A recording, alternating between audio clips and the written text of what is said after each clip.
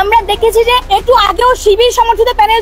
ঢাকা বিশ্ববিদ্যালয় কেন্দ্রীয় ছাত্র সংসদ ডাকসু নির্বাচন নিয়ে চূড়ান্ত উত্তেজনায় টগবগ করছে পুরো ক্যাম্পাস।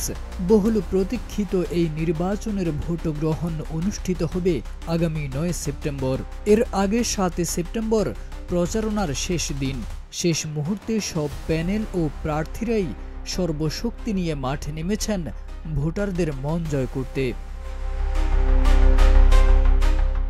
২৬শে আগস্ট আনুষ্ঠানিক প্রচারণা শুরু হলেও তারও আগে থেকে শিক্ষার্থীদের সঙ্গে কুশল বিনিময়ের আড়ালে চলেছে ভোটের হিসাব নিকাশ। শুরু থেকে শেষ পর্যন্ত নির্বাচনী মাঠে দেখা গেছে নানা নাটকীয়তা, প্রতিদ্বন্দ্বিতা, এমনকি আচরণবিধি লঙ্ঘনের অভিযোগও। প্রচারণার শেষ দিকে এসে সব প্যানেলের নজর পড়েছে নারী ভোটারদের দিকে।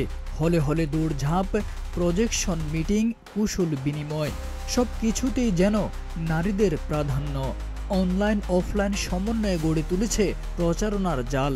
Video team, social media content এবং তথ্য নির্ভর প্রচারণা দিয়েছে বাড়তি গতি। নির্বাচনের আগ মুহূর্তে ঢাবিতে পড়ুয়া শিক্ষার্থীদের নিজ এলাকায় থাকা আত্মীয় স্বজন, স্থানীয় রাজনৈতিক নেতারা ফোন করে ভোট চাওয়ায় অনেকেই পড়েছেন অস্বস্তিতে। প্রচারণার সময় একাধিক প্রার্থী নির্ধারিত আচরণবিধি লঙ্ঘন করেছেন বলে অভিযোগ উঠেছে। অন্যদিকে সুষ্ঠু ভোট গ্রহণ নিশ্চিতে প্রস্তুত নির্বাচন কমিশন। আগামী ৯ সেপ্টেম্বরের ভোটে কারা পাবেন শিক্ষার্থীদের আস্থা, সেটি এখন সবার কৌতূহলের কেন্দ্রবিন্দু।